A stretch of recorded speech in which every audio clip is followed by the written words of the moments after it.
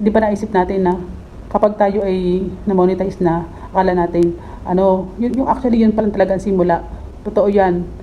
Di ba, yung iba pagka na-monetize na, parang tinatamad na, ganun. Gawa lang ng content, dire-diretso lang. Kasi, kung di ako nagkakamali, hindi nyo basta mawithdraw yan kung hindi kayo marireach ng $100. So, kahit ang nyo siguro 99, or meron kayong, less than $100, hindi siya mawithdraw. Hindi ko sure pero yun ang pagkakaalam ko. Kasi, nung ako'y nagre-reels dun sa kabila, meron ako mga doon, mga dollars, hindi ko nga siya ma-withdraw at kailangan ngayon 100. Or siguro baka sa stars lang yun. Shout out, kaway-kaway sa mga dyan, mga maraming stars, baka naman. Yun, okay? So, dire-diretso lang, content lang. Gawa na content, mga interesting videos, yun. Para ma-hook natin yung mga manonood or yung mga viewers, mga content creator. Gawa tayo ng paraan or ng technique. Kunyari, ginagawa ko, di ba?